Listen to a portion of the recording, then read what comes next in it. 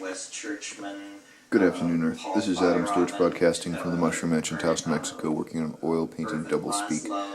Alright, today I'm going to hit it with some darks, try and make it a little more dimensional, and I also have some light violet blue. The dark is a deep, pure violet, mixed with some liquid, and just make it a little more workable.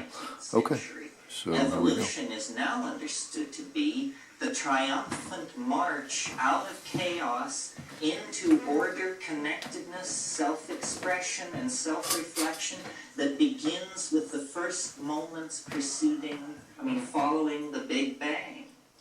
In other words, we have we have atomic evolution.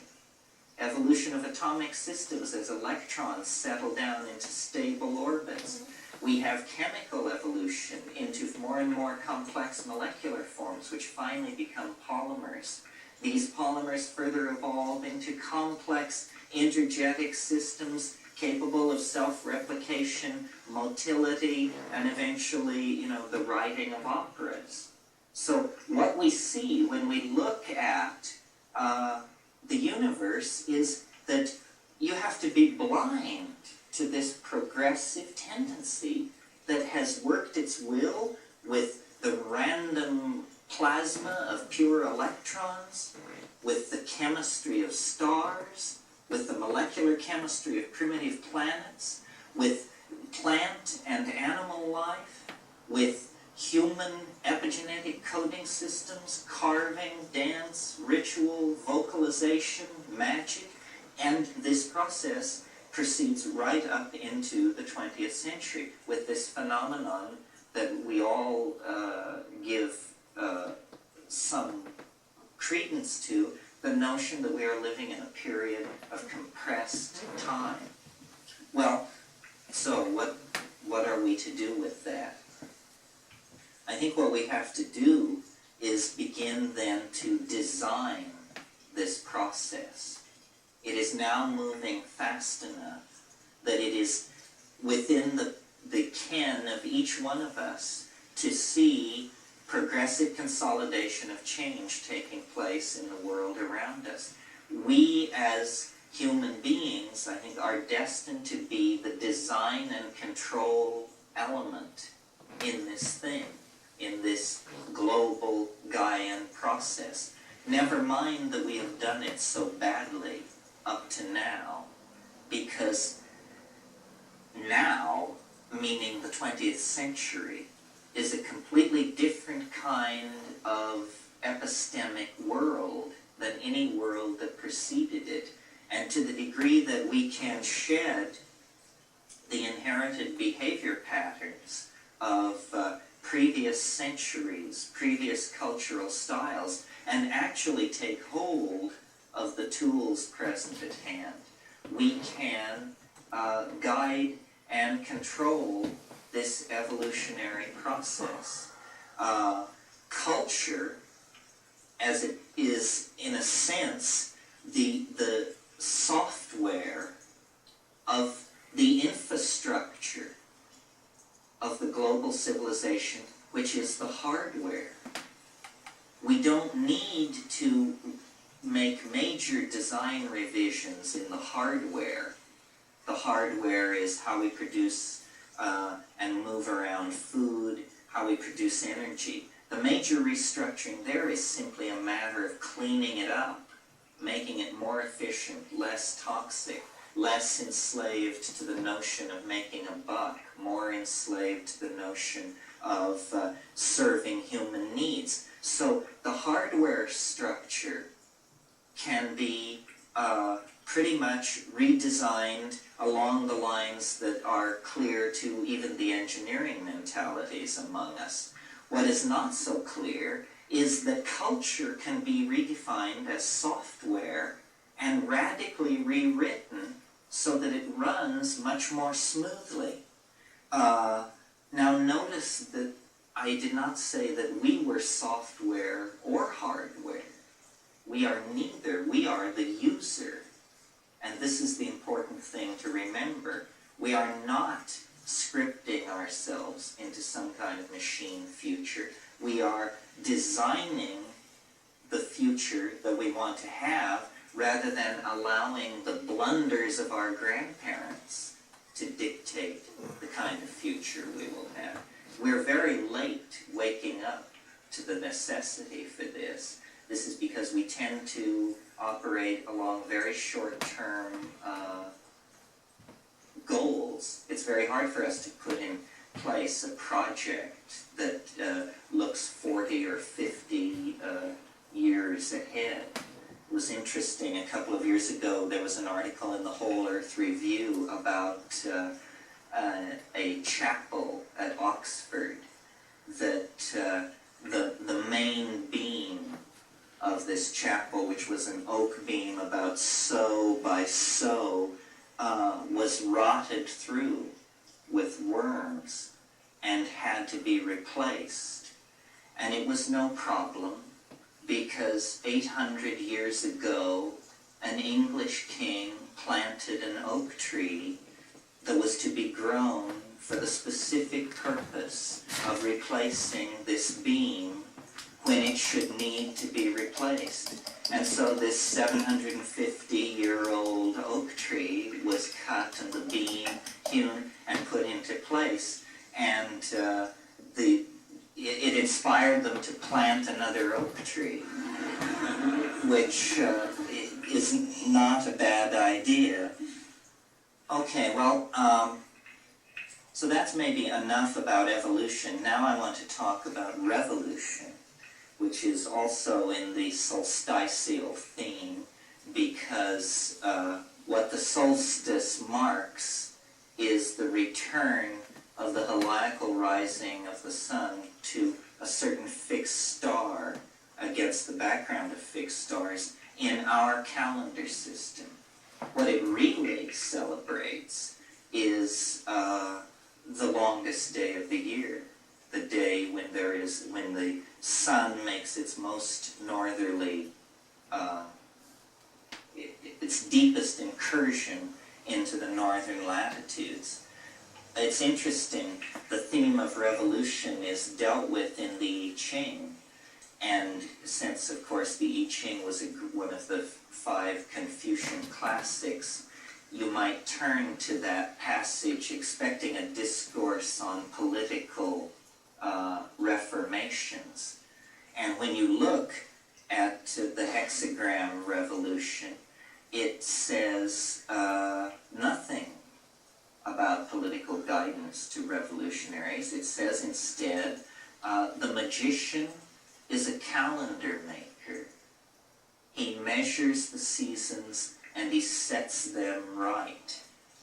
And so the last idea, maybe, that I want to leave with you tonight is a few thoughts about the calendar, because I have fastened on to the calendar as an interesting vehicle for changing people's conceptions of reality. I don't think we realize how thoroughly our worldview is dominated by the unconscious preconceptions that are built into our calendar. The Chinese understood this. This is why when there were great social revolutions, a new calendar was always put in place. We have used the present calendar with a minor correction for 2,000 years, for one entire zodiacal age. And we assume, I assume we assume, that we use this calendar that we do because it must be a very good one, and it must be the best of all, and it must be the simplest. And it is true that when you look back into time, you do find bizarre calendrical arrangements. For instance, I don't know if you knew this, but Roman months counted up to the middle day of the month, and then, like a rocket launching, counted down to the end day of the month. This is why the middle day of Roman months, which was called the Ides, was considered an unlucky day because that was the day that the upward switched to a downward count. Well, we would find this very clumsy. But notice that what the logic, and we've talked about logic, reason, and deduction this evening, the logic behind our calendar is that it is a good solar calendar. Well, what do we mean by a good solar calendar? Well, calendar makers will tell you that a good solar calendar is a calendar such that on the same day of every year, the sun rises in the same place against the background of the fixed stars. This is what we mean when we say the sun is in Aries. We mean that at dawn, the constellation Aries is blotted out by the heliacal light of the rising sun. But the sun is this solar, masculine, Apollonian archetype. It is the archetype of the ego as God. It is the archetype of the center, the unity. The solar calendar is set up so that we do not have what is called a precession. A precession is where the days slip against the background of the fixed stars. The notion of our calendar is that it is an agricultural calendar, and we want our great agricultural holidays to always fall in the times of harvest and planting. So a solar year must be used.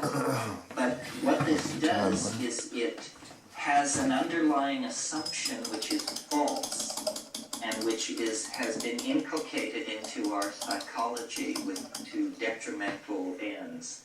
And it is this, that this obsession with fixing the solstices and the equinoxes against the fixed stars is the effort to build a structure on the very largest level, the level of the planet itself, to build a structure that is fixed, that is enduring.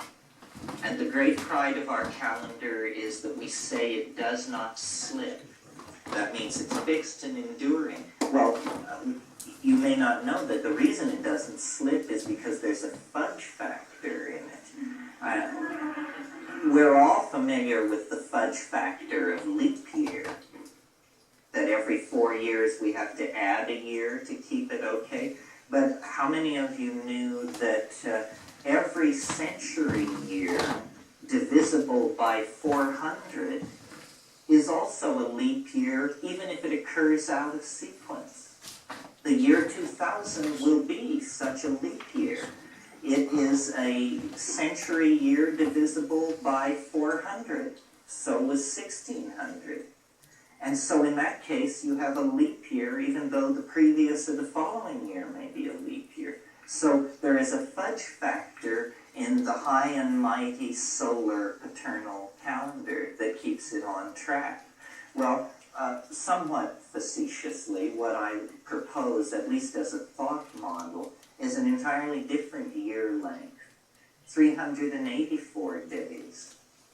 Now, 384 days is an interesting number. It's 13 lunations, precisely 13 lunations. And so we would have, therefore, a need for a 13th month in the calendar. And I propose that the 13th month follow August and precede September and be called Remember. And the month of Remember will be a month of great mnemonic celebration and recovery of the past. It will be a celebration of the past. Well, okay, now we have 13 months. That's wonderful, but we have purchased this 13th month at the expense of 19 days that overshoot the solar year.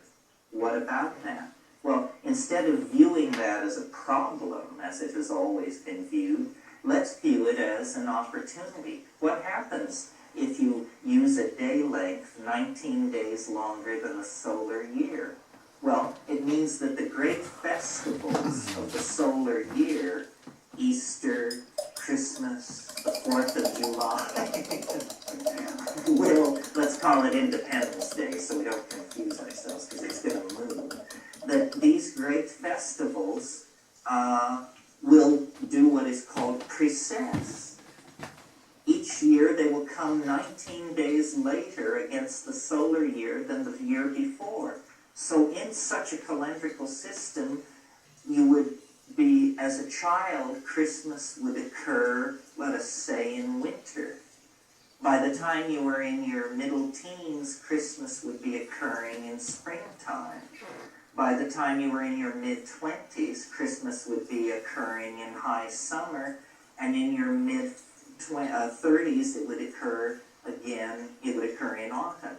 And through a life of 60 or 70 years, the solar festivals would migrate through the seasons. Well, this may seem trivial to you, and hey, it may be. But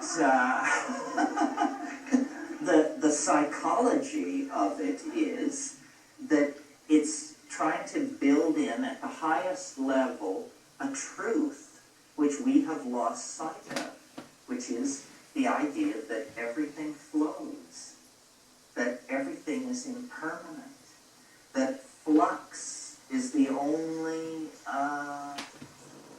standard. Flux is the only thing you can depend on. If we gave ourselves permission at the highest and deepest psychological level, the place where we measure time and the spectacle of our life as spread out against the grid of the history that we lived through, if we were to give that permission to be portrayed on a grid that emphasized flow, transience, change, and recursion, rather than this constipated solar square against the fixed stars, then what we are really doing, you see, is changing archetypes. We are changing archetypes. And what are we changing? We're changing the Apollonian solar paternalistic dominator archetype for the feminine, oceanic, intuitive, giving and taking archetype of flow and life and death and completion through change, rather than completion which seeks to stave off change and then is inevitably swept away and therefore somehow touched with pathos. Well, maybe that's enough. Maybe there are questions. This was somewhat meandering. I'll recap it for you to try and give you the illusion that there was a plan. We began by celebrating the solstice with an attack on reason and logic and in favor of the primacy of intuition, in spite of its nakedness. Intuition cannot clothe itself in the armor of logic. But I hope I demonstrated to you that the armor of logic is white mesh chain mail. In fact, it's chicken wire. In fact, it may be chicken shit. So the primacy of intuition and how that intuition led into a peculiar episode in 19th century science where committed atheists found themselves serving the recovery of the alchemical ideal through the notion of nature as an engine of telos and progressivism. And then from that, the notion of our own century as the concrescence of this teleological process that is leading everything into deeper and deeper modes of self-reflection and connectedness. That might be all for and this then session. finally to put the snake's tail in its mouth, to return to the theme of the solstice, and to offer again a counterpose to the calendar of reason, the calendar of solar paternalism, to offer instead a potential calendar in celebration of flux, change, growth, and hedonism, which are the values that are going to have to be maximized if we are going to open a dialogue with our souls and the soul of the planet, and